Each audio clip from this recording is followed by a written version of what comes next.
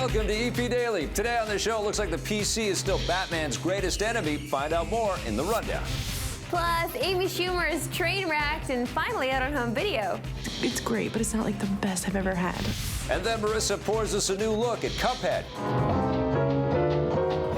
Also coming up, Jose and Sophia ascend to new heights with Ascendance. Marissa heads to Cannes, France for the annual MIPCOM TV event, and much more today on EP Daily. Brought to you by EB Games. I'm your host, Victor Lucas, bringing you the latest in everything cool every single day. Now, my utility belt has lots of awesome stuff, but the best thing it has is the rundown. Batman isn't nearly as heroic on the PC. Warner Brothers Interactive has begun offering full refunds to anyone who bought a copy of Batman Arkham Knight on the PC. This follows months and months of trouble with the PC version. Warner's was originally forced to pull it from digital stores after it launched with many game-breaking glitches. It was re-released on the PC last week with some, but not all of the issues resolved. But many customers are still angry. The new refund policy will last until the end of the year. Let's hope this is the break we've been waiting for. AMC has released some new footage for their new series Preacher based on the award-winning comic series of the same name. Like the comics, the show focuses on a preacher with supernatural powers who roams the country with sidekicks that include his gun-toting ex-girlfriend and an Irish vampire. The show has been in development hell since 2008 with its odd premise causing it to be retooled several times. We'll get to find out if the show holds up when it premieres in mid-2016. Almost done, Sheriff.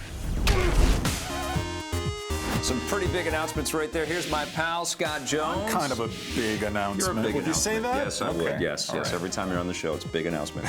All right, so let's talk about this Preacher TV show. Yes. It's nice to see some footage finally, especially because this is something we've been hearing about forever. You know, I go to the comic shop. I try to read comic books and enjoy them. And Preacher was one that I picked up a few years ago when I moved to Vancouver. Yeah. I read a lot about it. I heard it was very good. The art style very interesting, very violent, Very lots of violent. gore. Yes. I got a couple of issues, and it didn't take off for me. Yeah. And I kind of gave up on it. Is it the metaphysical stuff? Is it just getting to a little bit... The thing that I like about comic books and when you're reading a comic book story is it kind of can go off in unpredictable directions. Yes. And I feel like Preacher is one of those books that goes off in a direction you don't think is going to happen. Yeah. You don't think it's going to transpire and evolve that way, and then it does. But I didn't get enough back from it. I'm curious about this, though. I'm excited about the casting. I'm a big fan of Dominic Cooper. It's interesting, though. He's making the jumps. This is a Vertigo comic series, and so that's in the DC space. And of course, he's been playing Howard Stark, Tony's dad, in the Marvel universe. Did you miss me? Not so excited by all this bad news around Arkham Knight on the PC. I feel for everybody that has purchased this game and it just isn't working for them. It's an amazing game and it deserves to live on the PC without any issues. I don't understand this at all. This baffles me and infuriates me. And I can't believe there are still problems. This makes me feel like putting rocks in a pizza box and sending it to their house. We get so much pleasure from the PC. There's so many great deals in the Steam store across the board. It's a great gaming machine, but I feel like if anybody out there has some trepidation about going forward with a PC purchase, it's this kind of story that would make people more fearful. I don't understand this. I don't know why Warner Brothers didn't take care of this, why it wasn't fixed properly. They're doing the right thing with the refunds and sort of trying to acknowledge they should have done it and they should have fixed it. Well, I think they've been gracious all the way along here. They acknowledge their mistake and they're trying to make it good. You know, it's still not fixed though. Still not fixed. You get one chance to fix it if you. Relationships are the same way. Yeah. True. You don't fix it, it's divorce. We're getting deep right now. All right, let's look at a game now for the Xbox One. It's called Cuphead. Who would have thought a running gun could be so cute? It's so cute, but so deadly. Why, Chad? Why is Cuphead so hard? Cuphead is hard because my brother and I grew up with games like this, so we want to continue that retro style of game. That's the only reason. We also need to talk about the fact that you're from Saskatchewan. Yes. I am from Saskatchewan. What happened to you as a child in Saskatchewan that you felt like you wanted to punish other people? Well, two things happened. We grew up in Regina, so there wasn't much else to do besides play video games. And the other thing is our parents had a bunch of 1930s cartoons for us as we grew up. So we fell in love with them, and when we decided we want to actually get into indie game design, we wanted to merge our favorite kind of visual look with games. Because it does look pretty fantastic, I must say, enough to just draw a lot of people in that maybe have never played a video game before. So you're going to fool them into thinking they can play this thing, Yes. and then they're going to jump in and realize that, oh, maybe they can't. Is there like an easier setting I can hit? We're working on an easy mode, but it'll be different from the main game, but it'll still give people a good experience of Cuphead. But we've realized a lot of people have been drawn to the visual style and stayed and learned to play a game like this, even though they've never played something like this in their life. So it's been a good experience. Since we last spoke, there have been some updates made to the game. Why don't we share the updates with our friends at home right now? One of the main things is a lot of people still think this game is mainly a boss rush of just infinite bosses one after the other. And we've added a bunch of levels that we haven't shown to the public yet, but there will be the traditional side-scrolling levels that a run-and-gun game has. You guys have been getting a lot of attention. A lot of attention, and I love it. I really love it for you guys, not only because you're from Saskatchewan, but because you're an indie title. So what has the feeling been like back at home? Are you enjoying this attention? Is it making you a little nervous about the game release? No, it's inspiring. Like, we're doing something we love, and only because we love doing it. So getting feedback from others that love the same things is just amazing. Like, it's brilliant. Wow, that game comes out next year, and listen, Vic, I've been working on this. I want to debut it now. Okay. It's a little song based on Cuphead. It goes something like this: Cuphead, Cuphead, beep-a-deep-a-dee. So developers, if you want to use this as your theme song, he'll keep working on the lyrics. Stick around, we've got a review of Ascendance with Jose and Sophia after the break. That is a Cuphead.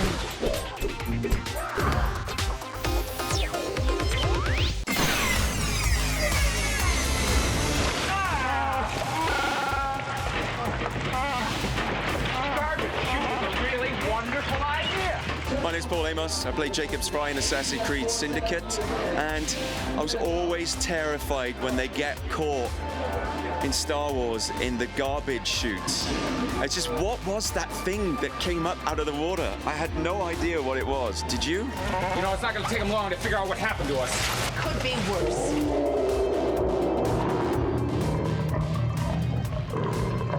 It's worse. Paul Amos, obviously very attractive, but I have a theory that Jose Sanchez is a little more attractive than he is. Oh, really? Well, let's find out, because it's time to join Jose right now with his friend Sophia. Here's their review of Ascendance.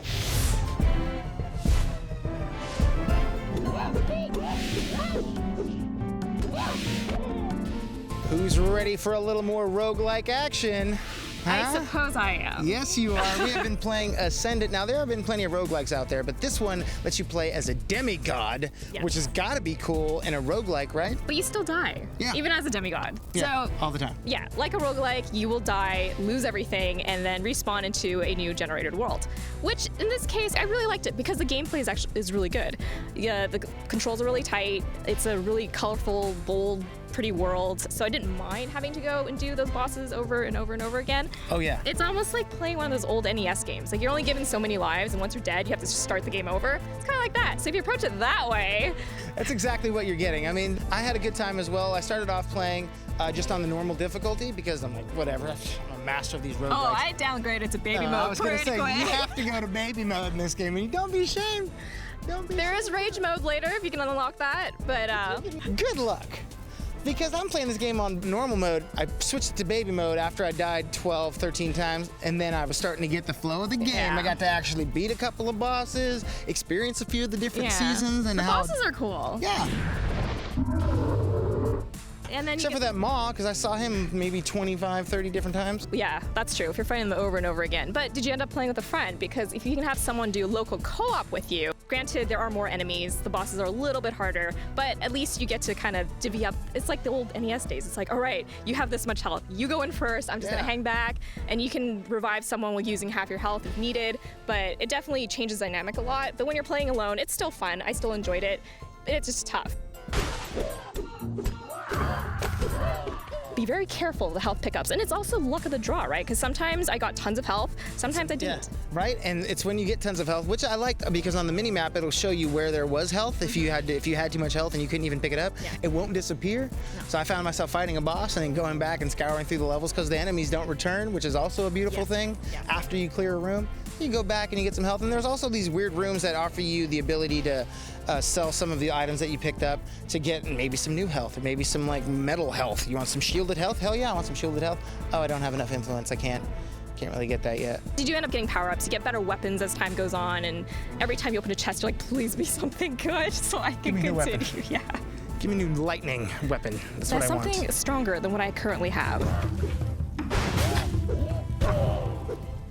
The controls are good. You get to use that dash button. Like, that is a pro tip. Oh, yeah. And then when I got the little extra long dash. Yes. Because when you dash, you get to go through projectiles, enemy attacks. It makes boss fights a lot easier. It would have been cool if the bosses would have been different as you play through. I mean, they could have just recycled them or play this boss is now at the end of this world. But, procedurally generated levels, that's fine. Procedurally generated bosses, that's next level. Well, hack and slash. I like it. Yeah. So what are you going to give it? I'm giving me some Ascendant 7 out of 10. I'm giving it a 7.5 out of 10.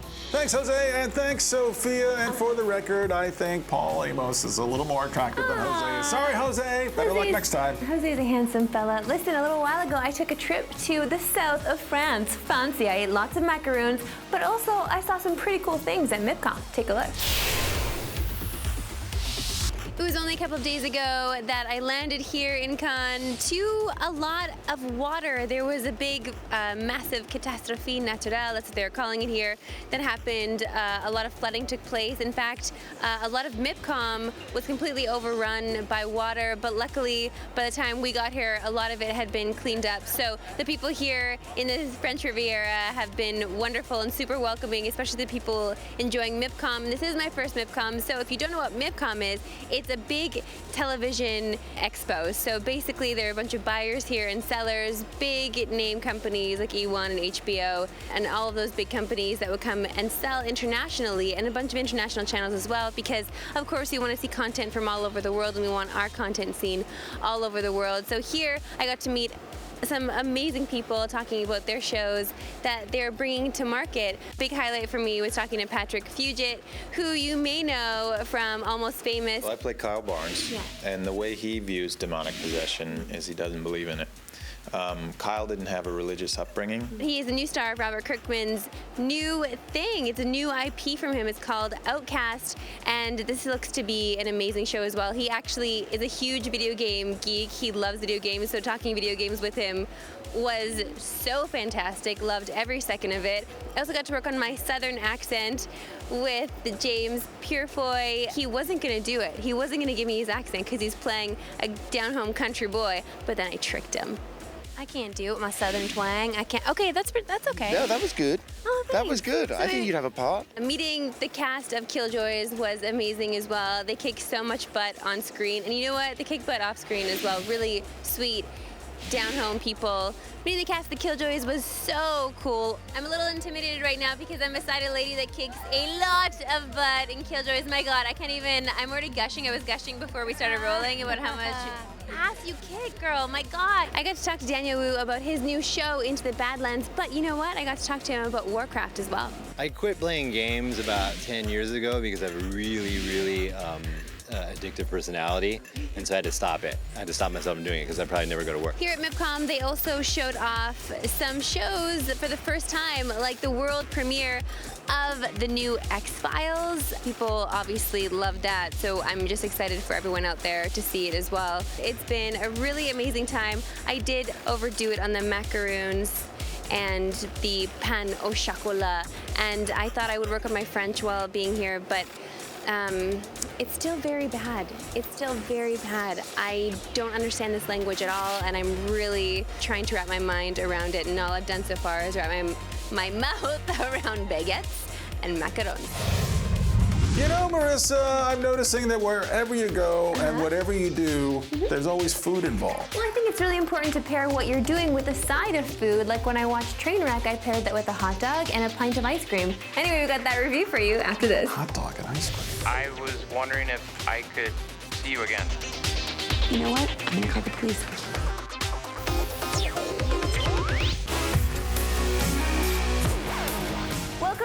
Beefy Daily. I don't know if you people know this, but Amy Schumer, she's my spirit animal. Yeah, I have a crush on her, and I've written her several letters and fan fiction. She never responds to any of it. Anyway, we've got the review now of Trainwreck.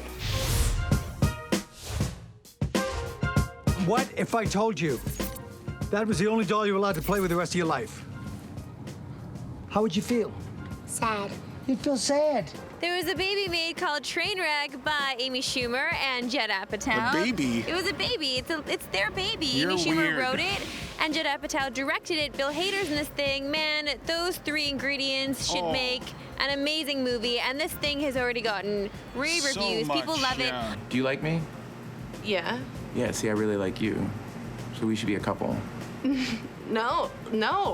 I have plans. What are your plans?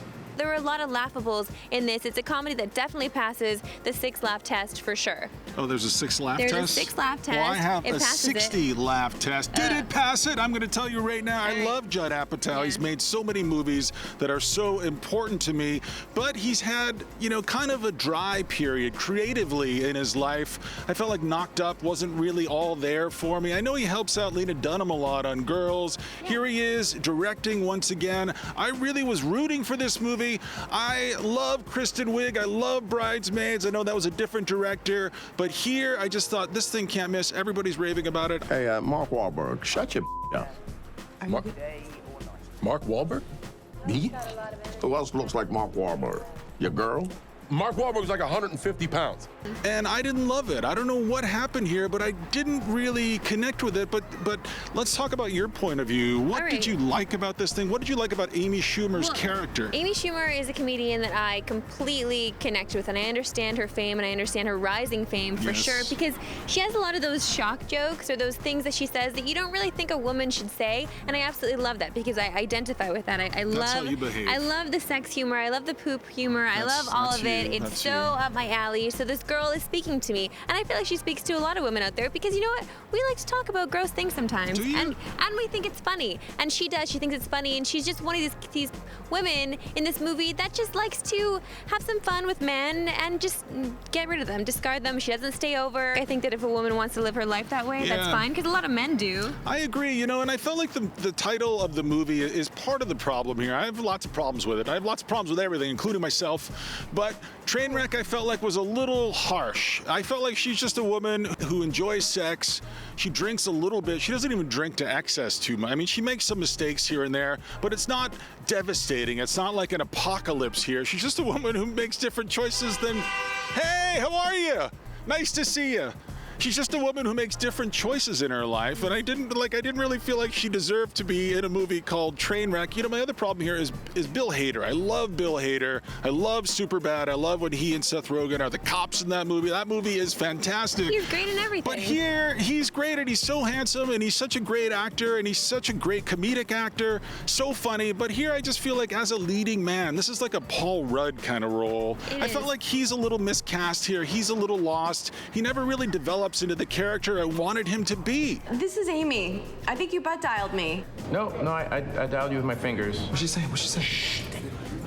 He had a really great job, and he could never just find a woman. He was always not able to find the woman, even though he seems like a really great guy. So that didn't really resonate with me. I didn't understand that part of the point problem. at all. I didn't understand. Like, none of it was believable. I didn't believe he was a doctor. I didn't believe he was having trouble finding women. And you don't believe I he's didn't buy best those friends things. with LeBron James, who shows up a lot in this movie. Yeah, there's too much LeBron He's James taking some here. acting lessons, though. I like He's LeBron okay. James a lot. I think he has a lot of energy, a lot of chemistry with other people on screen. But here, he's just like, he's on screen too much. Like, go off screen. If you're going to put an athlete on screen, I want to see The Rock. If it's not The Rock, then I'm okay without any athletes. There's too many athletes in this movie. There's John Cena in this John as well. Cena, that's terrible too. There are some really funny moments here. I don't think we should dissect this movie too much because I don't think that's what we it's do. there That's for. what critics I know, do. but I don't think that's what We it's there dissect. for. Do I think it's the greatest thing ever? No, not at all. But I love Amy Schumer, and I'm going to support what she does.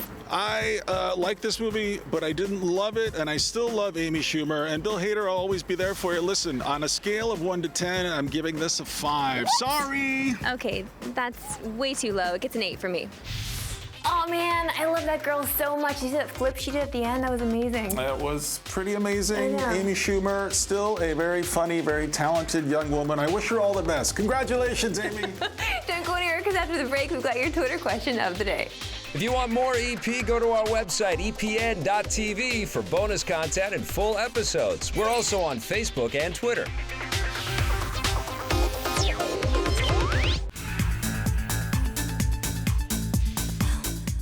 Welcome back to EP Daily. It's time for our Twitter question of the day. This one's from Fuzzy Slippers at Mr. Dark Secret, which is amazing.